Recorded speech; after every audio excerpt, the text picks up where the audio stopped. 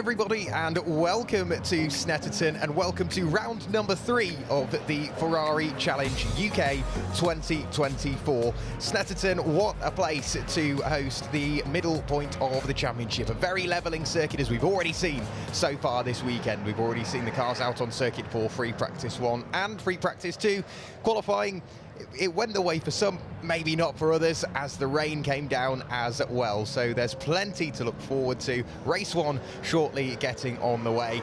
30 minutes worth of racing action, and it is the exact middle point of the championship, race number 5 of the year. In terms of the weather, the sky has cleared up, the rain has gone away, the air temperature up to 16 degrees, the track warmest it's been all weekend, up at 19. However, the wind is still there. That will slowly start to affect some of the drivers, especially in the slightly higher downforce settings that some of the drivers may be using. In terms of the qualifying summary, let's have a quick look as to how qualifying got underway.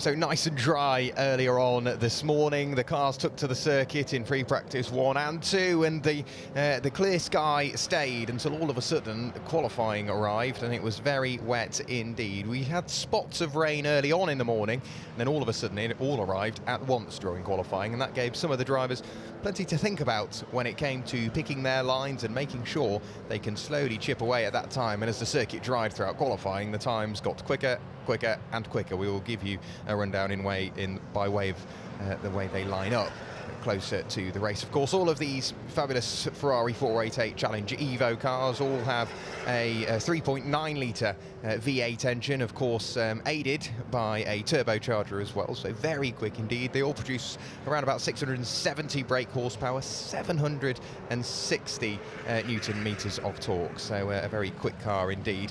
Speaking of the quick cars and what drivers think about them, let's have a quick listen to how some of the drivers are approaching and joining in to Ferrari Challenge UK. Absolutely love it. Couldn't wait to come here. Thought about it every day. We're really enjoying it. It's been mega.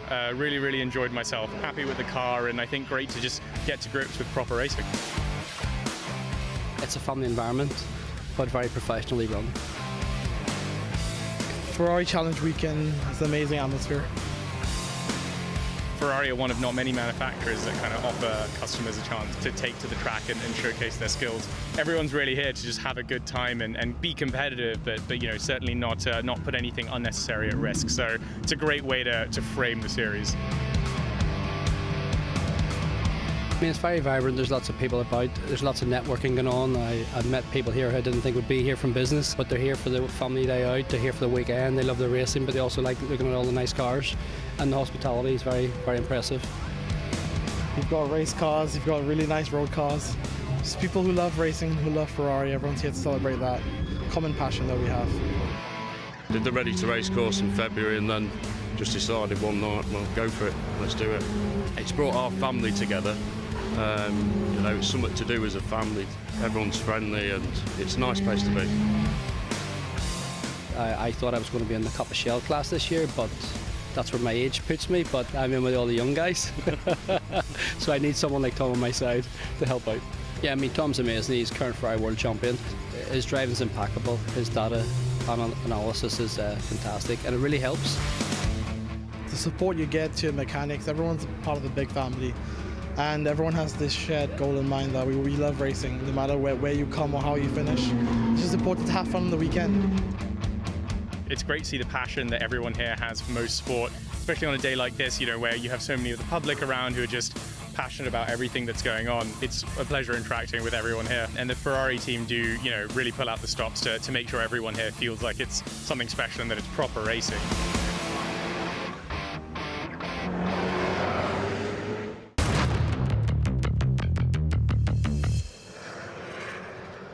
great to hear some of the first impressions from a number of our drivers that we've got out there, and it really does showcase the Ferrari Challenge UK in such an amazing way, hearing from the drivers what it means to them, not just from a driving perspective, but from a business perspective, from a family perspective as well. Such a friendly paddock as ever, especially here at Snetterton with Ferrari Challenge UK. The sun continues to shine down upon the Norfolk circuit, meaning that temperature building into the tyres and the brakes, it shouldn't be too much of an issue. Of course, all the cars running a fabulous Pirelli slick tyre. The wet's got a bit of use this morning, but hopefully they won't be required at any point later on this weekend. The cars are just heading out on their sort of first installation lap, so they're just heading round to the grid. But what we can do whilst that is going on is give you a bit of an insight as to how one of our drivers attacks the Snetterton circuit. It's the number 29 machine from HR Rowing, Pranav Vangala. Let's see how he approaches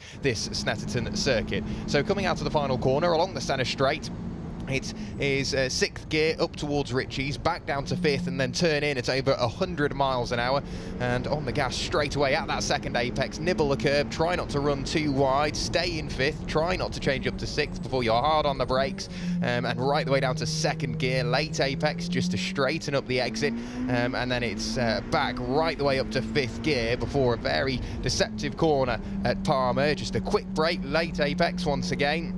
And then it's 5th gear once again along the short, unnamed straight towards Agostini. You just about grab 6th gear before you're hard on the brakes once again. Down into 3rd gear, just creep over very slightly. A late apex again, just to straighten up that exit. And then it's 5th gear all the way along the short burst. And then it's a quick break through Hamilton, apex at the tyre stack, and then right the way over to the exit curb before you're hard on the brakes once again, into 3rd gear through Oggies, the tight right-hander, keep nice and tight, and then place the car in the middle of the road for the exit before it's 4th for Williams, a quick dab of the brakes just to settle the car, and then it's straight on the power once again. You've got to carry as much speed through there as you're onto the Bentley straight, the fastest part of the circuit, up into 6th gear. You really start to stretch the legs of the 488 Challenge Evo. Before then, a very complex, tricky part of the circuit. You're on the brakes, turning, loading the car up, down to 4th initially for Brundle. Then it's another quick break down to 3rd for Nelson. Avoid the sausage curve on the inside. 4th gear for the bomb hole, where the undulation changes on the way in. You grab the apex nice and early, and it just slightly upsets the car on turn-in before the very challenging core of 5th gear. Balancing the throttle, you stay tight into the right as best you can. On the braking area, you slowly increase that braking pressure just to keep the car settled in 3rd gear. Then it's on the throttle once again through Murray's, and you concentrate on the exit because that leads you onto the start-finish straight to complete one full lap of the Snetterton 300 circuit. On board with Pranav Vangala. Pranav showcased some fabulous pace this morning. You can see the grid is getting busier and busier. We're peering through the heat haze along the centre straight, and you can see the Ferrari 296 safety car at the head of the field as well. All of the cars by first glance have worked their way onto the grid. Darren Howell just a little bit further back, and of course what we will be able to do in a little while is hopefully hear from a number of our drivers. But what a day it has turned into weather-wise to get round number 3 of the championship underway. Speaking of the grid, let's go down to the grid with Amanda Snetterton and Mark Werrell. Well, thank you very much. Yes, here we are. It's almost like a different day, isn't it, Mark? Mark, I'm delighted to say, obviously, this is your opportunity to put a face to a name, because normally we hear you in the commentary box. The face for radio, I think, is the phrase. No, it's great to be down here on the grid to soak up the atmosphere on the build-up to what is the halfway point of the championship. So after this race, 5 rounds in, 5 rounds to go. Absolutely. And as I say, it's almost a different day to what it was earlier on when we had free practice and qualifying. It's been changeable, I think, hasn't it, to say the least. We could see the clouds were building in the distance, and we thought it was going to get wet. Oh, Mr. Hunter's at it again. We couldn't have imagined how wet it was going to get. No, indeed. OK, so let's make our way a little bit down the grid. Now, the first person I'm actually going to talk to, I'm going to go slightly off-piste. Oh, he was here just a moment ago. Well, OK, there's a driver who I have just seen wandering around. Normally, very familiar seeing him on historic circuits. So I was going to have a quick word with James Wood. Oh, he's there, he's there. Right, James Wood. Lovely to see you here at Snetterton. Normally, as I said, very familiar with seeing you in historic racing, but what are you doing here? Coaching. Hey, lovely to see you too. Sun shining. Yes, coaching in the club challenge. So, which is I suppose it could be a precursor to the challenge, but it's for owners of cars without racing experience to go out as a friendly club environment, learn to drive the cars well. So it's a really good sort of precursor, isn't it, for people who may want to get involved in racing a little bit further down the line, but to get their cars out and actually stretch their legs? Yeah, definitely, because there's no obligation for anyone to race later, but it is a very good opportunity for them to use the cars quite a lot on these weekends, and having a coach dedicated to build through the season, and well, through the weekend and through the seasons. Well, listen, James, lovely to see you. I hope you can now enjoy the sunshine now that it's finally decided to put in an appearance. Yeah, well, yeah, likewise. An hour ago it was torrential rain, so let's hope it stays like this. Absolutely.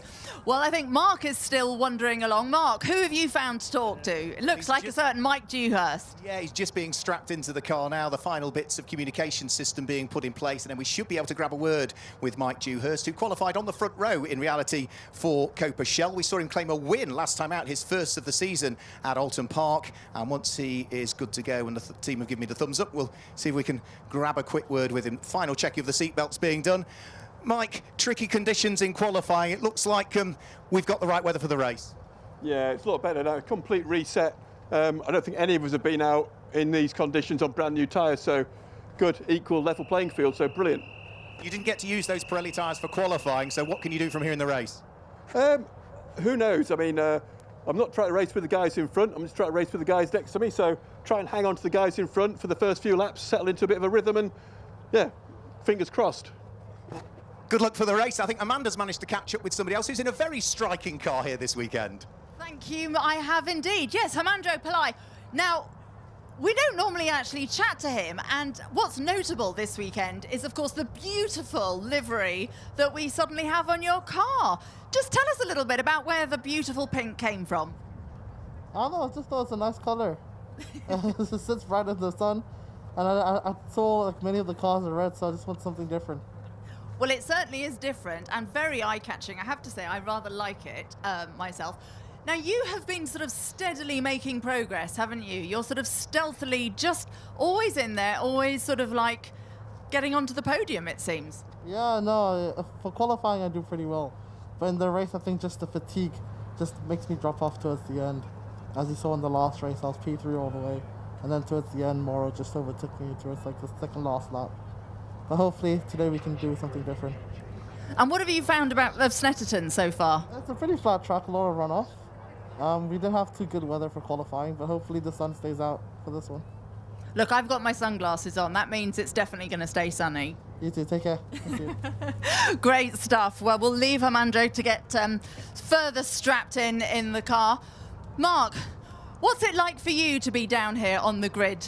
It really builds the excitement, doesn't it, on the way up into what's, say, going to be the halfway point of the circuit. You really get the excitement, and you can feel that the drivers, the teams, everything's in place, ready to go in what is a very different circuit to where we were last time, Alton Park. Absolutely. Now, let's just spend a quick moment talking about these two, Andrew Morrow and Gareth Yates. I mean, Gareth has really started sort of shining, hasn't he? Yeah, Gilbert has gone beautifully well in qualifying. Yeah, Gilbert's gone beautifully well in qualifying. And I'm really surprised how he managed to find that pace in every single session so far, regardless of the conditions. He seems to have the slight upper hand at the moment, but we're about to find out because round 5 is shortly underway. Absolutely. Well, I'm going to let you head off because you need to jump up into the commentary box. We'll enjoy the race. And you too. Andrew Morrow, of course, has had a few issues over the last couple of races, had a few suspension problems earlier on today, and then, of course, it was wet running as well. So now he's got that car underneath him. Hopefully he's happy and sorted. It'll be interesting to see how he actually gives everybody a run for their money. So, on that note, the engines are starting. We're having the whistles to say that we've all got to clear the grid. That's my cue to get off as well. And Jack, I hope your dad's almost with you, but if not, he's hot-footing his way up the stairs. Yeah, great to hear from a number of our drivers down on the grid. Thank you, Amanda. Thank you, Mark, who I can see has just arrived back in the commentary box now. But let's have a quick look, before we get the racing underway, what the championship is looking like prior. Andrew Morrow leading the championship by an entire point at the moment, 41 points to him. Gilbert Yates, who's lining up alongside and on pole position, only 1 point back. Pranav Vangala only 2 points back from the pair of them. And Tom Fleming, obviously, he's not made an appearance since round 1, but he's on 35 points. Hamandra Pillai, 14 points back from the championship lead on 27, and it's John Dillon, who isn't here this weekend, on 21 points, 20 points back, and AJ Litt, again, unfortunately not here this weekend, on 17 points, 24 points away from Andrew Morrow's championship lead. That is the Trofeo Pirelli Championship. Hopefully we can have a quick look at how the Copa Shell Championship is shaping up prior to race number 5 of the season. It's Robert Rees leading the championship on 64 points, 19 points clear over Mike Dewhurst. However, that could slowly come under fire today. Robert Rees not necessarily starting where he would like. Peter Hunter, Mr. Consistency at the moment, consistently scoring good points, 36 points to his name, 28 points away from Robert Rees. And it's Gary Redman on 33, Stephen Dobson in 5th on 31 points, only 2 points back, and a point back from him. It's Darren Howell on 30. As the cars head out, Mark, onto their green flag warming up lap. Yeah, their final formation lap, so we're about to see the cars unleashed for the final time at relatively low speed before we then get this 30-minute race plus 1 lap underway. Let's guide you through the grid then. Gilbert Yates in the number 11 car, representing Charles Hurst, starts from pole position, and it's his Charles Hurst teammate Andrew Morrow that lies alongside. Row 2 of the grid for Jardine Colchester, it's Hamandra Pillai alongside the HRO car of Pranav Vangala, and then onto row 3 of the grid. On the inside of that third row of the grid, it's pole position in Copa Shell, his first of the 2024 championship season for the Greypool Nottingham driver Gary Redman. Alongside is winner last time out at Alton Park for Dick Lovick Swindon, Mike Dewhurst. And row 4 of the grid, it's Stratstone Manchester, Peter Hunter, former rally driver, that lies alongside the championship leader in Copa Shell, representing Dick Lovick Swindon, but didn't have the best of qualifying. Robert Rees lines up in 8th position. And then onto the final row of the grid, it's Darren Howell for JCT 600 Leeds that lines up alongside Steve Dobson, another one of the drivers that represents Dick Lovick Swindon. So most of these drivers, Jack, have got brand new Pirelli tyres. They might have scrubbed them in free practice, but they won't have done many more than just a single lap in the first dry free practice, because after that, conditions changed, and there's no way you could have put a slick tyre on. Now, I would say it's ideal conditions for them. Yeah, absolutely, because there's still just that layer of cloud cover which keeps the track slightly shaded, but it does mean that the temperature can still hold in the circuit and in the cars. And what they'll be doing now is maybe a little bit of weaving left to right, maybe a bit of brake dragging again, just to get those Pirelli tyres up to temperature, because they can't be preheated. They're put on the car cold, so it's all down to the drivers to get that temperature and work it in. So I've got a feeling we may see some very, very close racing indeed. Yeah, we've got a mixture of weaving from side to side, but on and off the brakes as well. Weaving from side to side builds the surface temperature. On and off the brakes builds the core temperature, and it's the core temperature you really need to get the tyres working immediately. Be interesting to see exactly what are the setup changes they might have made, because the wind has changed a little bit of direction. I don't think it's quite as strong as it was earlier on. Without question, Jack, track temperature and ambient temperature are both up as well. So we get ready for round 5 of the 2024 Ferrari Challenge UK.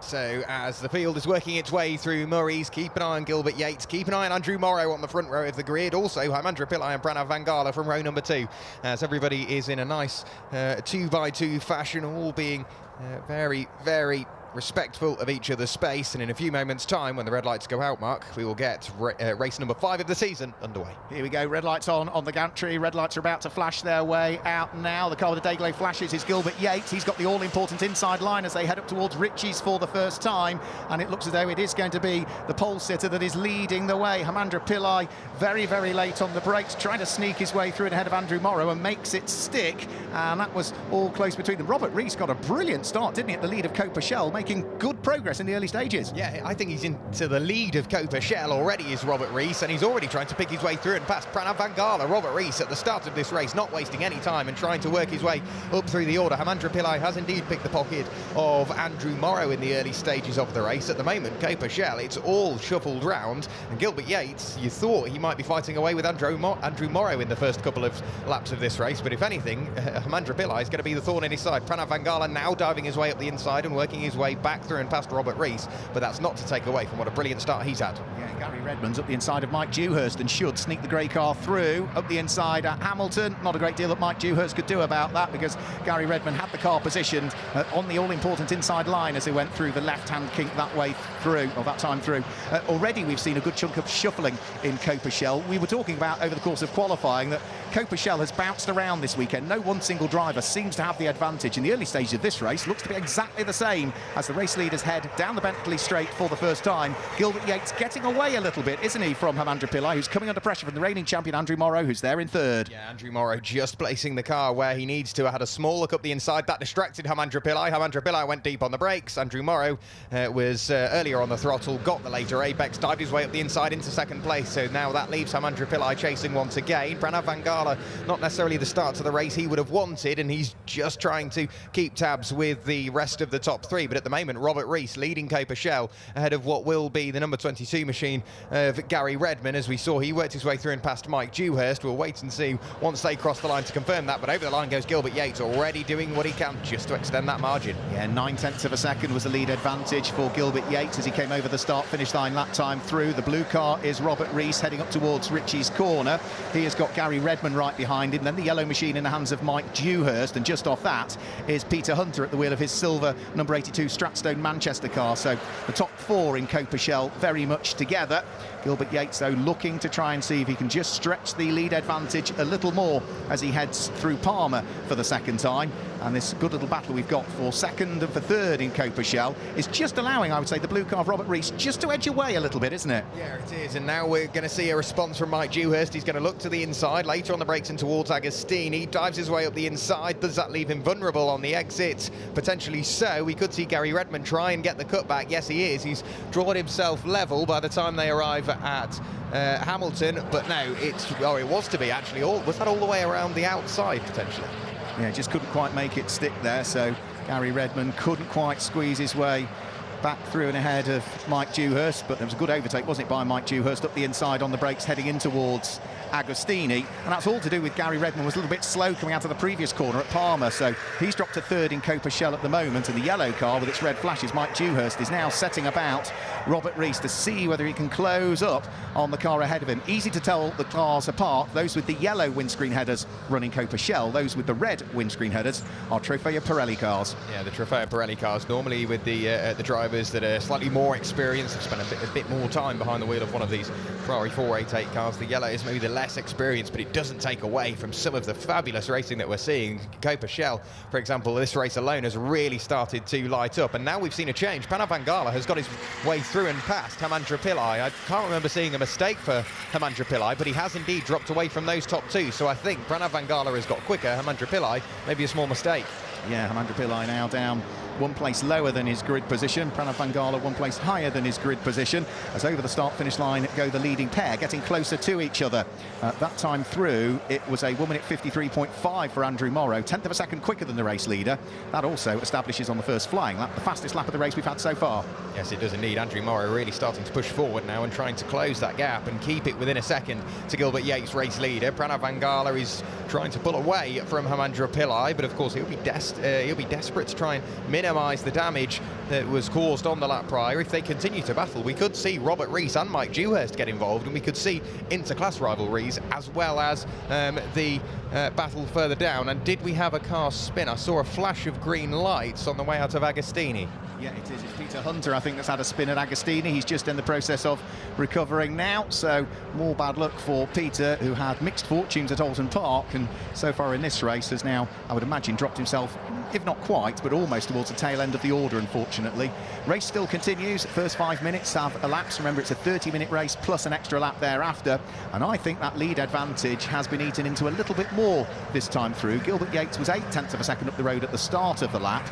Through the first sector, he was a little bit quicker actually than Andrew Morrow, but through the second sector Andrew Morrow was a whisker quicker, so the gap between the pair of them, if it's come down, not by a great deal, and Andrew Morrow is using all of the circuit and maybe a little bit more there as he's pushing hard. Yeah, the battle's ebbing and flowing. What happened to Peter Hunter on the brakes in towards Agostini? It looked like he'd a small mistake on the way in, and that just started to carry him into the corner slightly too quick, and not to put too fine a point on it. That's left him with a lot of work to do for the final 25 minutes plus one lap. Over the line goes Gilbert Yates and Andrew Morrow. Does the gap come out? Yes, it does, by a tenth of a second, as a tenth of a second, or 2/10 of a second quicker was Gilbert Yates. Pranav Vangala over the line has pulled away from Hamandra Pillai, and Robert Rees, he's doing a brilliant job of managing the gap. Back to Mike Dewhurst in the lead of Coperchel. It's all to do with that start, wasn't it, from Robert Rees? It was a blisteringly good start by the look of things compared to the cars around him, and straight away moved from what was fourth on the grid in Coperchel to the lead of it by, was it the second corner, the first corner almost? Brilliant first lap. Yeah, exit of Ritchie's the first corner. He was already into the lead of Coperchel, just very quick on the uptake that allowed him to work his way into the lead. Gilbert Yates hard on the brakes in towards Agostini. Andrew Morrow still sat there waiting in the wings. He wants to close that gap through sector one. Gilbert Yates goes quicker than anybody else has done so far, 3/10 quicker than Andrew Morrow has gone at that time through. So now Gilbert has got those tyres into a window. It normally takes 2 or 3 laps to get the Pirelli tyres really up to temperature, and as soon as Gilbert Yates has got them there, he's not wasting any time in trying to run away, is he? He's not, no. So yeah, as you say, another 3/10 of a second quicker through the first sector of this lap. Now, by the look of things, we've had a change again for the lead of Coperchel, and all of a sudden now it's Mike Dewhurst who has gone to the lead of Coperchel, and Robert Rees finds himself down in second, so not quite sure where that came from, but Robert Rees will be desperate to try and get himself back to the head of the Coperchel standings, but Mike Dewhurst just looking as though he's edging away a little bit. A better exit coming out of Williams, and he's carrying all of that momentum all the way down the Bentley Straight. Yeah, looking at it, it was in sector 2 where we saw them change. Sector 1, Robert Rees lost a bit of time. Mike Dewhurst in sector 2 was a bit quicker as well, so it must have just been a couple of small mistakes from Robert Rees that threw him slightly out of his rhythm, and now he's got the work to do once again. Second in Coperchel. Mike Dewhurst has already built up quite a substantial margin in the lead of Coperchel for the moment. Gilbert Yates through sector 2 once again quicker than Andrew Morrow.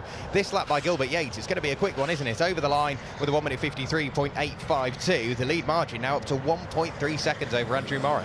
He's just edging away all of the time is Gilbert Yates. We saw him doing this at Alton Park in both races in reality. Unfortunately, he couldn't take the checkered flag in the first of those 2 races, but did correct that with a brilliant performance in the second of the 2. He would like to see if he can grab his second win of the season so far, and it's the same in Coperchel really. Mike Dewhurst would love his second win of the season so far. Robert Rees in second place has had 3. Mike Dewhurst took his first and only one so far at Alton. Yeah, Robert Rees, he's got to try and defend that consistency, hasn't he now? He's got to back up how he started the season. Keep an eye on the number 82 machine of Peter Hunter, because we saw the spin for him, but he is getting closer. He's only 1.7 seconds away from the number 74 machine of Stephen Dobson, so we may see a battle in the lower stages of Coperchel still yet to come. 21.5 minutes plus 1 lap of the race to go. There's still a lot that can unfold, but Gilbert Yates for the moment is just, as you say, continuing just to chip away that extra little bit every sector away from Andrew Morrow. Pranav Vangala is continuing to pull away from Hamandra Pillai. I think we need to keep an eye on Mike Dewhurst and Robert Rees, because those 2, I don't think they're done battling yet. I don't think they're done battling yet, but I think they might also edge up on towards the coattails and the Pirelli tyre tracks of Hamandra Pillai.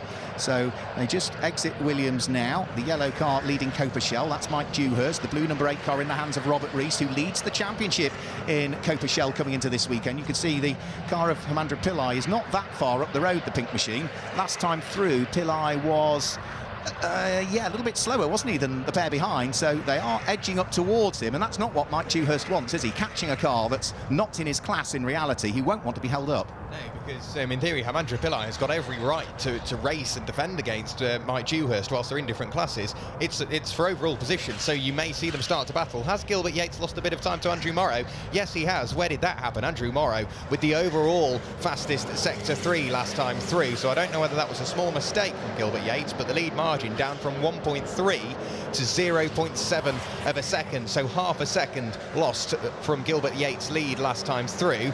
So we may see the lead battle slowly start to ignite itself there. In terms of Peter Hunter, has he got himself onto the coattails of Stephen Dobson? Not quite, but he's there or thereabouts, isn't he? Yeah, after his spin, he's slowly catchy monkey starting to catch up onto Stephen Dobson's car, so he's still running around in last place at the moment. There's a big wiggle there, wasn't there, coming out of the Wilson hairpin from Robert Rees. So hard is he trying to stay on terms with Copa Shell race leader in the hands of Mike Dewhurst. So they just exit Palmer and head in towards Agostini. Hamandra Pillai running fourth in Trofeo Pirelli lies just ahead at the wheel of that beautifully pink machine, isn't it? It's almost a pastel pink, isn't it? Very surprised when I saw that car, because it couldn't be any more different to the colour that he appeared at Alton Park in. Yeah, well, I was walking through the paddock this morning, seeing that and thinking, OK, let's go have a look, and then realised it was Hamandra's car, and yeah, it's beautifully unique, I think is the way to put it for Hamandra Pillai. It's very commentator friendly as well, you definitely can't miss it. Pranav Van Gala still sat there third overall, third in Trofeo Pirelli, and lapping around on his own at the moment in the 1 minute 54s, and now we're seeing the number 82 of Peter Hunter really start to close up onto the Dick Lovett Swindon number 74 of Stephen Dobson. That battle is only going to get closer. Yep, so Peter Hunter looking to see whether he can work his way from 10th up to 9th position at the expense of Stephen Dobson. He had a nibble at Oggies, but then that cost him time heading round through Williams, and the gap has grown again by the time they get down towards the Bentley Straight. But last time through, Peter Hunter was a full second quicker than Stephen Dobson, so he can afford to just bide his time and wait for the moment to come. There's still plenty of the race to go, 18.5 minutes, plus the extra lap that comes thereafter, and we are on lap number 7 at the moment for our race leader. These guys here just heading around through Coram are just about to complete lap number 6. Peter Hunter still at the tail end of the field at the moment. Yeah, Gilbert Yates last time through pulled away from Andrew Morrow. Robert Rees is falling away from Mike Dewhurst, unfortunately. Gary Redman running around somewhat on his own, and Darren Howell, he will see those two cars sparring away in his rearview mirror and will want to capitalise as best as possible. But Stephen Dobson, he is coming under more and more pressure from Peter Hunter, but by way of Gilbert Yates' race lead, he's extended it by around about 0.3 of a second, but he still can't afford a single mistake, can he? He can't. He's pushing hard still, though, is Gilbert Yates, because the first sector of this lap is quicker than anybody has gone so far through the first third of the lap. And again, you can just see the nose of the car dip as he dives onto the brakes so hard, and look at, he almost flicks the car in towards the corner to get the car to almost over-rotate heading in towards the corner. It really was good camera shot there, as you could see that the change of direction was quite staggering. Yeah, it really was. The front end responded, I think, maybe a little more aggressively than he was expecting for Gilbert Yates. We'll see what his Sector 2 time is compared to what we've seen him do previously. He's 2/10 slower, but still quicker than Andrew Morrow, 2/10 slower than what we've seen him do so far. So we should expect the lead gap to extend just that little bit further over this lap. They've already negotiated Brundle and Nelson, which is a very complex section of circuit. Through the bomb hole again, the car just skittering around on the exit. He's really asking so much from his 488 Challenge car and the Pirelli tyres that are strapped onto it. In towards Murray's once again before firing the car out of the final corner and on towards the centre straight. Gilbert Yates is really showing us a masterclass in car control, isn't he? But still being quick. Yeah, still being quick, yeah, all the time. He was fastest in free practice 1, he was fastest in free practice 2, he was fastest in qualifying. He hasn't now, though, got the fastest lap of this race. He might be leading it, but Andrew Morrow has just set a 1 minute 53.494, and that is now the fastest lap of the race. The squabble towards the tail end of the field is still going on as well. Peter Hunter, following his spin down at Agostini, still trying to recover, but still can't unlock the door and sneak through ahead of Stephen Dobson. Now, I want to say as well, Robert Rees is slowly closing in on Mike Dewhurst once again. Last time through, 0.2 gained from Robert Rees, so Mike Dewhurst will slowly come under a bit more pressure over the coming laps. We've still got, 16 minutes plus 1 lap to go. Peter Hunter over the line, still chasing down Stephen Dobson in towards turn 1, and Peter Hunter much later on the brakes in towards Oggies, so we'll keep an eye on what Peter can do, because he's been quicker throughout this weekend on average. But let's see what he can do. Dives to the inside on the run up towards Wilson, on the brakes, down through the gears from a long way back. Does he get it slowed down? Just about. A big dive up the inside, but Peter Hunter, he's up into 9th place. Yeah, that was a good overtake from Peter Hunter. Just got the car anchored up in time, but he's compromised his exit speed coming off the corner, and it was good from Steve Dobson. You know, he was about to turn in and realised that Peter Hunter was there, and therefore took a bit of steering lock off to avoid any contact between the pair of them. So good, sensible driving from both. However, now Steve Dobson is trying to return the favour heading up towards Agostini, but he can't manage it, so he is down into 10th place, and Peter Hunter might now try and escape up the road. No, but he's run wide coming out of Agostini, and all of that hard work he'd done to grab the place has become unravelled straight away. He drops back down to 10th. The only thing he can take away from that, Peter Hunter, is that he's already overtaken him once. He knows he can do it. He's just got to try and do it again. But he can't afford too many mistakes, can Peter Hunter. Stephen Dobson will really be feeling the pressure now, having worked his way through and past Peter Hunter once again by way of his mistakes. Slightly wide out of Williams onto the Bentley straight from Peter Hunter, so he's pushing hard and really wants to get that position back. Back over the line goes Gilbert Yates. This time Andrew Morrow's closer, because another fastest lap of the race for Andrew Morrow, 1:53.427. So the gap first to second overall in the race coming down quite significantly. This great little fight that we've got for 9th and 10th between Steve Dobson and Peter Hunter still hasn't fully resolved itself as yet. We've still got just under half of the race to go in reality, 30-minute race plus the extra lap thereafter, so we're about at the halfway point now in reality. 8 laps completed, but you can see the lead for the race is certainly closing up out of Palmer in towards the braking area for Agostini. It was down to just 0.6 of a second last time through.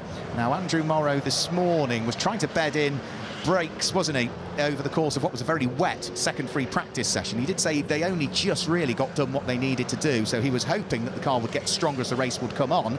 Certainly appears to be the case. Yeah, absolutely, drawing upon all of the experience that he's got in the 488 Challenge car, and obviously reigning champion. He's clearly reigning champion for a reason, and he's showing us exactly why he has a championship to his name, chasing down Gilbert Yates as they go down the Bentley straight, and then it's underneath the vehicle bridge, splitting sector 1 from sector 2 into a very complex, splitting sector 2 from 3 rather, in towards Brundle and Nelson again, a very complex section of circuit. The car's balance is really being put to the test, but both of them negotiating that section of circuit so well. Lights ablaze on Andrew Morrow's car, as I think they have been all race. He's doing everything he can just to take Gilbert Yates' eye off the ball.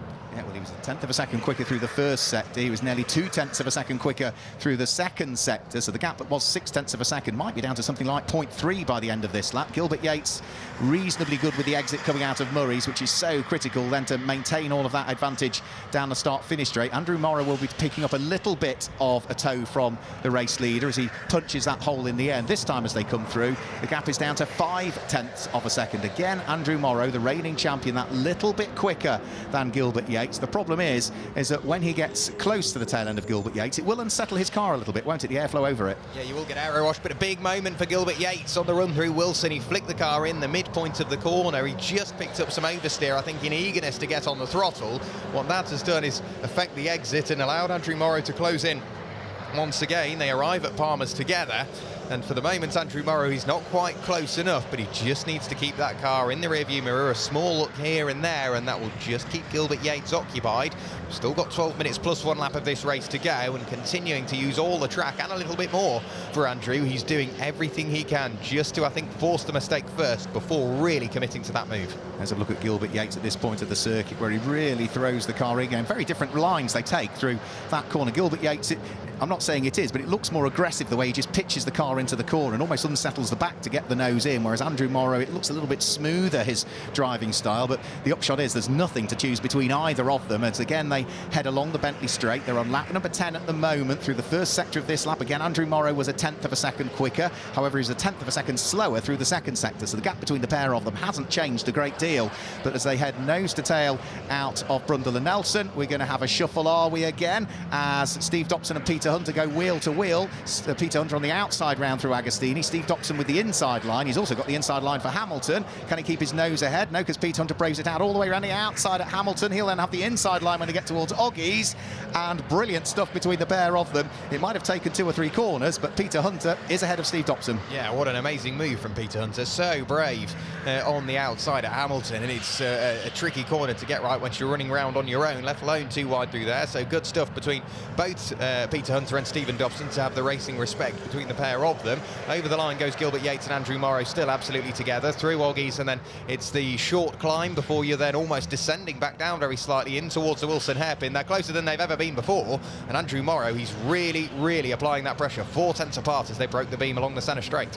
Nothing between them at the moment, but as it stands, it's still Gilbert Yates that leads the way only just and could well be on course for 15 championship points. It's going to be 12 points for second. Is this the opportunity for Andrew Morrow? No, Gilbert Yates just makes sure that he covers off any move from Andrew Morrow. So the reigning champion has to sit there in second place, right in the Pirelli wheel tracks of our race leader, Gilbert Yates. Remember, there's only 2 points separating them in terms of the championship so far this season. Well, Gilbert Yates would have picked up the extra championship point for pole position, so that would bring the lead advantage down to just 1 championship point, and here they are still absolutely inseparable. Yeah, you can see why they're fighting over the lead in the championship, can't you? So Gilbert Yates, he took a slightly wider line that time through Williams, but it gave him a good exit, as I think he apexed just slightly later. You said how crucial Williams is for that straight line speed heading on towards the Bentley straight, and then he's underneath the vehicle bridge. On the brakes, you can see the car moving around as Gilbert Yates dives on the brakes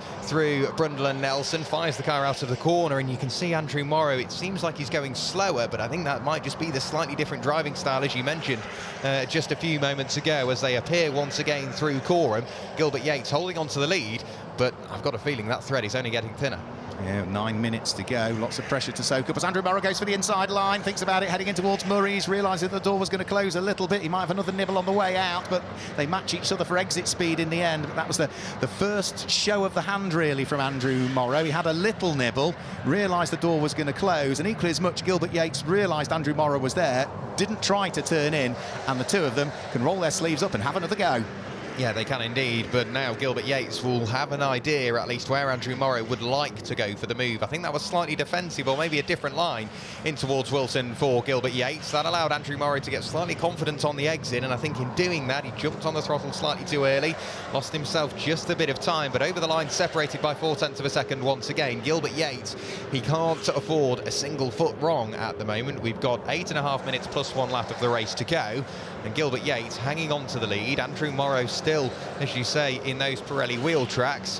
What other battles do we have slowly developing out on circuit? Nothing too much, but Peter Hunter, he is starting to hunt down the number 5 machine of Darren Howell, isn't he? He's getting closer as they've just gone over the start-finish line. One thing I've only really just noticed is that the right-hand wing mirror of Andrew Morrow's car, I think, might have been folded in very slightly. That's how close some of the racing has been throughout the course of this weekend. Now, this fight for first and second, the gap between the pair of them was 0.474 as they came over the start-finish line. The gap from Darren Howell back to Peter Hunter, fighting over 8th and 9th position, exactly the same gap, 0.474. Yeah, something that you very, very rarely see. I said Peter Hunter's getting closer, and yeah, to give you a visual reference, it's exactly the same gap. But what's gone wrong for Darren Howell? Coming out of Palmer, the car slowed, and hopefully all is well, but Darren Howell clearly not 100% confident in that car, or maybe himself, whatever's gone on. He just seemed to slow all of a sudden, and we'll have to wait and see exactly what's happened with that car, because Peter Hunter was getting closer. I do hope that that battle didn't end the way that it potentially could have done. Coming out to the final corner, now we're seeing the race leaders absolutely nose to tail. It is Gilbert Yates from Andrew Morrow, but just in a straight line, Gilbert Yates has got the edge, but that is, again, the closest we've seen them, exactly 2 tenths apart. Yeah, Gilbert Yates had a couple of goes to turn the car in there through Richie's corner, and that was the small mistake, and Andrew Morrow was there to pounce immediately. Gilbert Yates tries to brave it out around the outside, heading in towards the Wilson hairpin, almost outbrakes himself, can't turn the car in towards the apex,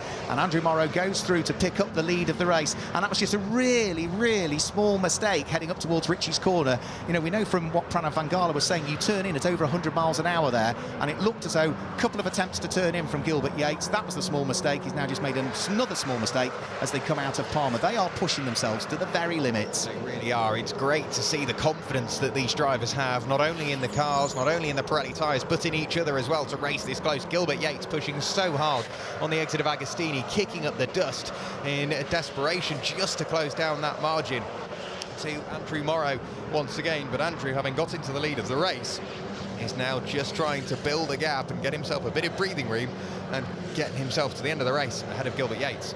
Yeah, so the reigning champion leads the way, and over the course of this lap, he has gone through the first sector 0.7 of a second quicker than Gilbert Yates. That included the overtake as well, remember. And through the second sector, he's another 0.4 of a second quicker. So he could well be in the lead by nearly a second at the end of this lap.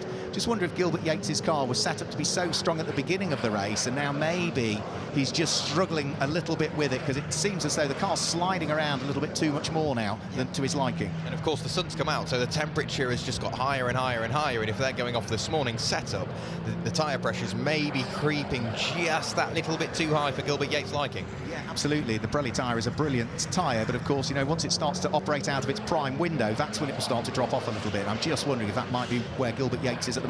Maybe an extra couple of laps just to cool it down a little bit, and the car might come back to him, but he's got to keep pushing. He wants to try and close the championship lead. There's only 5 minutes to go plus the extra lap.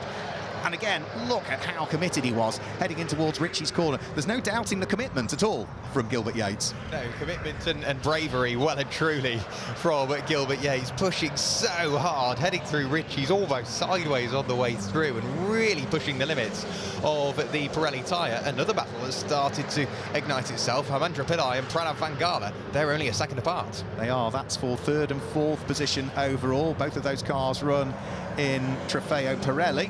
So all of a sudden, yeah, Pranav Vangala was a little bit off the pace, about 1.5 seconds slower than Hamandra Pillai last time through. So it's a bit of a slow lap from him. And there we go. It's going to be a big spin for Hamandra Pillai, who loses the car coming out of Palmer. And thankfully, there's plenty of grass for him to disappear off into the infield. So no damage done to the number 19 car, but he needs to fire that car back up and get it pointing in the right direction. That could be that air wash that you were talking about, Mark, just where it takes that little bit of air off that rear wing, and you don't quite expect it until it happens. Hamandra Pillai pushing so hard and showing us exactly the pace that he can unlock out of these 488 Challenge cars, and unfortunately it just fell away from him on the exit of Palmer. Andrew Morrow, having taken the lead of the race, continuing to pull away from Gilbert Yates, at least in Sector 2. Sector 1, they were very marginally split. Around about a tenth of a second quicker was Gilbert Yates, but through Sector 2, 3/10 quicker was Andrew Morrow, and visually you can see that gap is continuing to come out ahead of Gilbert Yates. Let's have another look at what happened to Hamandra Pillai. It was just on the exit. I don't know whether he ran wide and just nibbled at it. I think the car was almost going, and then gone on the exit. It could have been that aero wash. So either way, that drops him down through the order. It will still keep him 4th in Trofeo Pirelli as the race leaders come over the start-finish line. That's 14 laps now completed. 3 minutes to go in this race, plus the extra lap thereafter. The lead advantage from the reigning champion, Andrew Morrow, and the race leader back to Gilbert Yates is now 1.5 seconds. Waiting the arrival of Pranav Vangala over the start-finish line, and still continuing round is Hamandra Pillai. Is he still continuing round at full race pace? I think he is, isn't he? Yeah, he's just got to be careful now, because those Pirelli tyres will have taken a bit of a shock, but they're such a good tyre, they'll recover well, and all he needs is, again, a bit more of an exploratory lap, feel where the tyres are, get them back in that crucial window, and then he can start to extract a bit more pace once again. Andrew Morrow over the line, 1.5 seconds clear of Gilbert Yates, and then it is still Mike Dewhurst leading the Copa Shell class rather comfortably over Robert Rees. Now 5.5 seconds. We've got to remember Robert Rees was previously leading that class straight from the go. Yeah, and 3rd is Gary Redman, who started from pole position in Copa Shell. Peter Hunt has had a good recovery, isn't he? From dropping down to 10th, he's back into 7th position that time through, gaining an extra place again because of that spin for Hamandra Pillai. And we have got Hamandra Pillai now running round at the back, and in the pit lane, Darren Howell, haven't we? Yeah, he popped into the pit lane just a couple of laps ago. We saw that may be something that I think the team would recommend him to do, just to give himself and maybe the car a once-over, make sure everything is within its operating window. Andrew Morrow continuing to lead the race. We are having a quick look at the number 78 machine of Mike Dewhurst here, having got the lead of Copa Shell. As we say, he continues to pull away, and it's just one of those under-the-radar performances where he got to the front past Robert Rees, and he's just kept the car in between the white lines and running a very quick but also a consistent race, which has allowed him to build that gap. He's doing everything he needs to do to take max points in this Copa Shell race. Yeah, and it's fair to say that Mike Dewhurst still not feeling 100%. When he won his first race at Alton Park, he said he was only feeling about 30% fit. He feels about 80% fit now. He's had a few troubles that he's slowly recovering from. Well, if he's doing this and he's still only 80% fit, once he gets to 100% fit, watch this space is all I'll say. Yeah, I've got a feeling the Trofeo Pirelli drivers will be thinking, if this is 80%, what does 100 look like? So we'll keep an eye on Mike Dewhurst, because he may even improve overnight as well with a good night's sleep and some good food. We may see Mike Dewhurst come back even stronger tomorrow for race number 2 of the weekend. But it's race 1 now, when we've gone on to what could be the penultimate lap. Whereabouts is Andrew Morrow? He's just working his way through Agostini now. And I would say, yeah, we are on the penultimate lap of the race. We've got this lap plus the added lap at the end, or once the time ticks past 0. And Gilbert Yates, again, it's just ebbing and flowing. He's there or thereabouts. It's just, I think, too little too late, unfortunately, for Gilbert. A good first phase. The second phase just didn't quite go as right.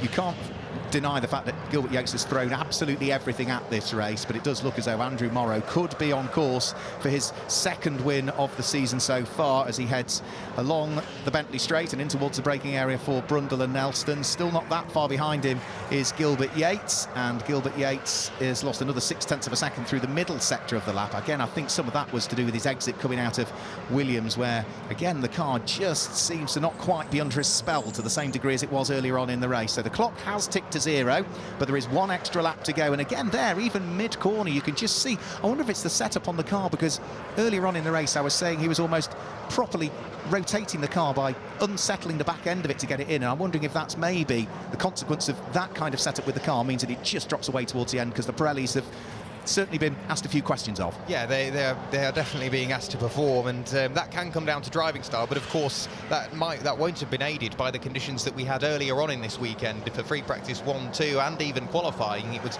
rather dark and gloomy and then very wet indeed, so he hasn't had chance to, I think, get the car really dialed in for these conditions, as the sun has come out and stayed out whilst the wind is still there. We'll wait and see as to how the weather develops in towards tomorrow, but for the moment Andrew Morrow, he is on his way, as you say, to pick up his second win of the season, and I think more importantly for him, get himself just a bit of breathing space between himself and Gilbert Yates in the championship, because as it stands there's 1 point between them. Come the checkered flag, hopefully he can extend that up to what, 3 points, 4 points clear. Yep, it's not going to be a lot still though, is it, in terms of the championship? At the halfway point it could be a very, very tight fought affair for the 2024 Ferrari Challenge UK Trofeo Pirelli standings, but Andrew Morrow has started the weekend perfectly. He claimed a double win at Snetterton in 2023. Well, he is on course, as long as he is neat and tidy through the final half a lap, on course for his second win of the season, backing up the win that he took in round 3 of the championship, the first of the 2 races that took place at Alton Park in Cheshire just a few weekends ago. What was it, the 10th and the 11th of May? So up towards Brundle and then on towards Nelson, out of the complex there, and then all he's got is 3 more corners. This one here at the bomb hole, the tricky Coram, and then up towards Murray's, and without question, Jack, it looks as though Andrew Morrow is on course for the win and the maximum championship points. He won't quite get the extra point for pole position, but he has set the fastest lap and he's going to grab the win. Yep, he is indeed. So Andrew Morrow just picking his way through Murray's now, and then he will fire his way onto the centre straight. The checkered flag is waiting for him, and here comes Andrew Morrow. He will win race number 5 of the season here at Snetterton, the first race of the weekend, chased to the line by Gilbert Yates, finishing second overall, second in Trofeo Pirelli, and then we await the arrival of Pranav Vangala to pick up a few more points that he will so desperately be wanting just to better his championship hopes. He's picking his way through Coram now, and Pranav Vangala again, another good haul of points for him. Another good haul of points for him, but also still some good squabbles going on further back. Hamandra Pillai is trying to gain a place over Stephen Dobson. It won't net him any more championship points because it's a Trofeo Pirelli car closing in on a Copa Shell machine, and then just up the road from that is Peter Hunter as well. So this is 7th, 8th and 9th, all pretty much together as they descend down towards the bottom of the Bentley Straight for the final time. And for Peter Hunter and Stephen Dobson, is Stephen Dobson going to have another little nibble? He might be looking to try and squeeze his way up the inside of Peter Hunter, who chops across the nose of the number 74 car and isn't going to let him through, and that offers up an opportunity now for Hamandra Pillai to sneak his way through. Can he get up the inside at the bomb hole? Yes, he can. Place gained. No more championship points. He still remains 4th in Trofeo Pirelli. Yeah, great to see Hamandra pushing so hard in the latter stages of the race, but Peter Hunter did manage to stay in front of Steve Dobson. Over the line we have seen to win the Copa Shell class is Mike Dewhurst, so he will take max points in Copa Shell. Robert Rees, after a fabulous start and leading the class for a while, crosses the line second in class to pick up second place points, and it is the number 22 machine, that being Gary Redman. He rounds out your Copa Shell podium. Over the line we now see Peter Hunter 4th in class, 7th overall. Hamandra Pillai finishes 4th in the Trofeo Pirelli class and 8th overall, and Stephen Dobson, the final car to take the checkered flag, 5th in Copa Shell and 9th overall. What a fabulous opening race to round number 3 of the Ferrari Challenge UK 2024. And we've got more of that to come tomorrow as the cars work their way into the pit lane. Andrew Morrow picking up what is as close to max points as he can get, missing out on pole position points. Not with all the pole position points, of course, but Gilbert Yates, let's see what he can do overnight. Speaking to Tom Fleming, of course, very experienced, current Ferrari Challenge 2023 champion. Let's see if the pair of those very experienced individuals can look at a bit of data, look at the onboards and figure out exactly what they're going to change for tomorrow to give Gilbert Yates the best opportunity to bring the fight to Andrew Morrow. Mike Dewhurst working his way along the Bentley Straight. He can tick another win in his book, and some more points for him. What can he do about closing the championship lead to Robert Rees? The first race of the season that Robert Rees has really fallen away quite to that extent. It was a fabulous start, but normally he's really up there fighting for the wins. That's what, 3 wins out of the 5 races we've had. Into the pit lane and into the pit box to a round of applause is Andrew Morrow. So we will end up seeing some fabulous footage and get a bit of a closer look at some of these, some of our winning cars in a few moments' time. But Andrew Morrow embraces team members and will be over the moon with the way his weekend has got underway. So Andrew Morrow doing a fabulous job. There is the number 22 machine. That's Gary Redman, 3rd place in Cooper Shell, 6th overall, and a healthy podium and a healthy haul of points. Robert Rees, fantastic start, but it all sort of came unravelled and fell away further and further from Mike Dewhurst, but takes 2nd place in Cooper Shell and finishes 5th overall. Mike Dewhurst takes the win, takes top honours in Cooper Shell, 4th overall as well, showcased some fabulous pace and was really starting to apply the pressure towards the latter stages of the race and gives something Trofeo Pirelli drivers to look out for. Pranav Vangala, he finished 3rd overall, 3rd in Trofeo Pirelli, a rather lonely race, but he kept the car on the road. Gilbert Yates came through to finish in 2nd, and Andrew Morrow, as we know, took the win. But Mark, you're down there in the pit lane. Jack, yeah, so I've got our race winner, Andrew Morrow, alongside me. Andrew, many congratulations, your 2nd win of the season, but wow, what a fight you were having with Gilbert. Yeah, brilliant race. Got off to a slightly bad start for me. I didn't see the car get up the inside, so I had to make up for that quite quickly and then get the head down and get after Gilbert. So just lap by lap, try to keep the pressure on, and thankfully managed to make a move and just get down the road a bit. So not delighted with the race. It certainly looked as either you've got very different setups on your car or a very different driving style, because Gilbert seemed to be asking a lot of his car, and you seem to be that little bit smoother. Do you think that paid dividends? Look, we both started in new tyres, as everyone did, with the qualifying being wet. Gilbert showed good pace all morning so far, but I managed to just make a click in the race and get the head down, so no, I'm delighted. Leading the championship at the halfway point. Yeah, look, it's still a long way to go and anything can happen, but it's a good feeling. Well done on the win, many congratulations. We'll hand you back upstairs to Jack in the commentary box, and then we'll catch up with our Cooper Shell race winner.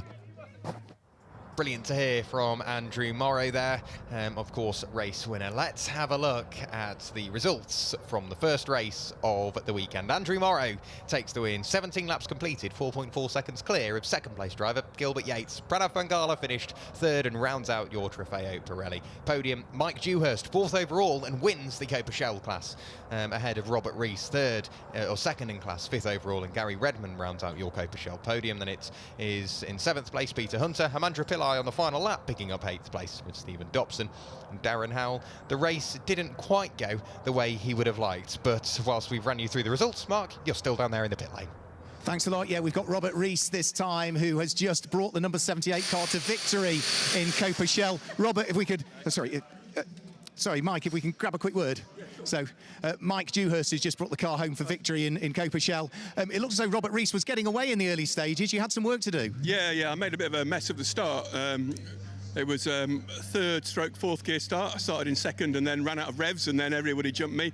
So it was a slow start, and then just had to settle in and build up. Got the first pass done, I think, on the 2nd lap. I think got Rob on the 4th or the 4th lap or so. But yeah, it was a lot of hard racing there. A bit of cooperation as well. It's always good to see a bit of gentleman driving, so really good. We were saying in commentary, you're still only feeling about 80%. Well, when you get to 100%, these guys are better watch out. Well, yeah. I'm going to have to up my driving standard as I get better, aren't I? Because if I just carry on the same, it won't. I can't use the excuse anymore. That's 2 on the trot now. Yeah, really good, really pleased, absolutely delighted. Great start to the weekend. Well done. We'll let you head to the podium and we'll hand you back upstairs to Jack Werrell. Thank you, Mark. Great to hear from Mike Dewhurst. Let's have a look at some of the highlights from the first race of the weekend.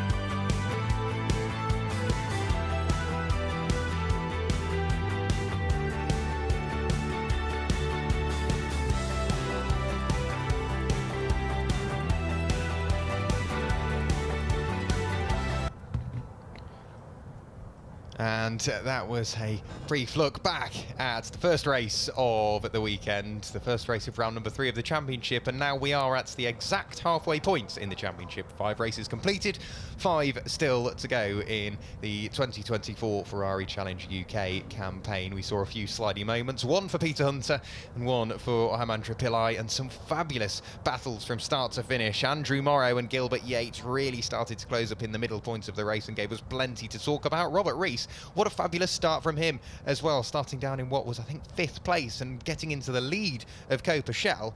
But before we got to the Sector 1 and Sector 2 beam for the first time.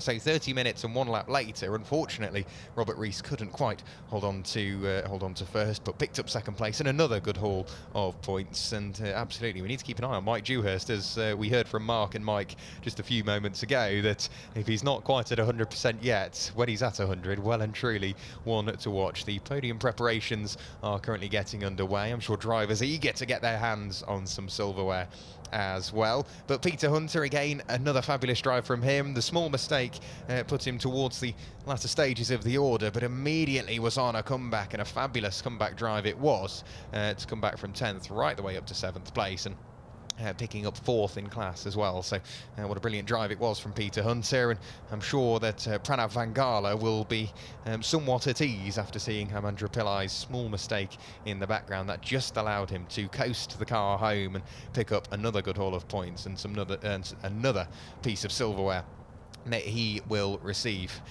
But Trofeo Pirelli and Copa Shell, it spread out very slightly in Trofeo Pirelli. Andrew Morrow has narrowly extended his championship lead. Robert Rees's Copa Shell championship lead has closed down as well. And what weather we were treated to in race number 1 of the weekend compared to qualifying this morning, which was very wet and windy. It has very much warmed up. The cloud cover has, or the cloud base has lifted, the cloud cover has thinned out, and it meant that we had some beautiful sunny skies heading into and through the first race of the weekend. So let's have a quick look down at the podium. It looks like we're pretty much there, so down to the podium with Mark. It's actually me. But not to worry. Listen, welcome down to the podium. I think we can all say that was a fabulous race. So let's get started with the Trofeo Pirelli podium first of all. In 3rd position, a valiant effort, Pranav Vangala.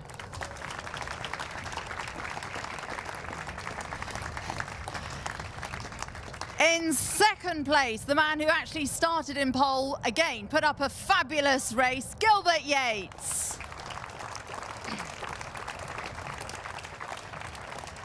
And Trofeo Pirelli winner, a man no stranger to the top step of the podium. It is Andrew Morrow.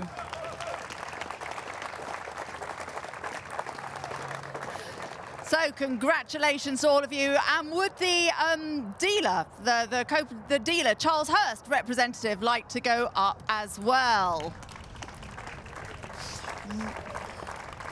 So, presenting our trophies today, we've got official Ferrari driver Lilo Wadu. If you would like to make the start with 3rd position.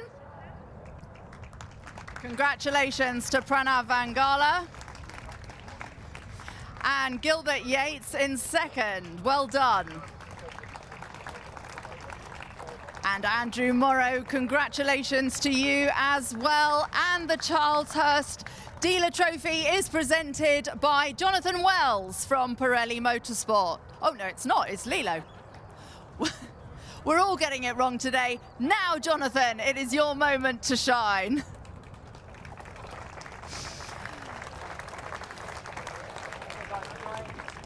Congratulations, guys.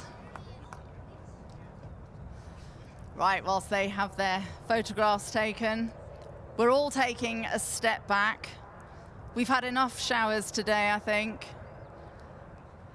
It is now, of course, time for the champagne.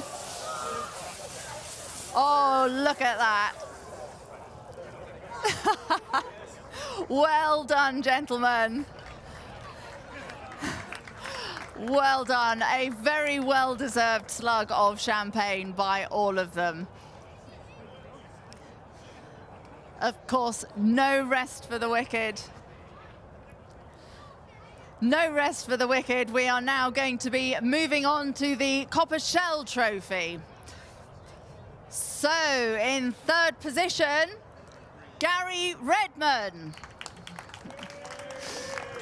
Well done, Gary. In 2nd place, Robert, lovely to see you back on the podium, albeit not in 1st, Robert Rees. And a man, my goodness, who's on fire at the moment, it is Mike Dewhurst.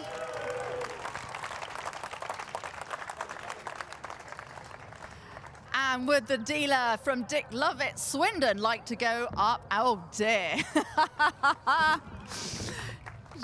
You are looking very excited by the prospect of this. So, Lilo Wadu, would you like to make the presentation to our 3rd place driver, Gary Redman? 2nd place, Robert Rees. Hey, well done, Robert. Very happy chap. And of course, happiest of all is Mike Dewhurst. Well done. And of course, a trophy for the Dick Lovett Swindon representative. I don't know how long she's going to stay up there. She's making a swift exit at the moment. I don't blame her. There's nothing worse than sticky champagne. I'm right. Robert Rees, a man who knows that feeling well. Right, guys, over to you. Enjoy the champagne. Oh.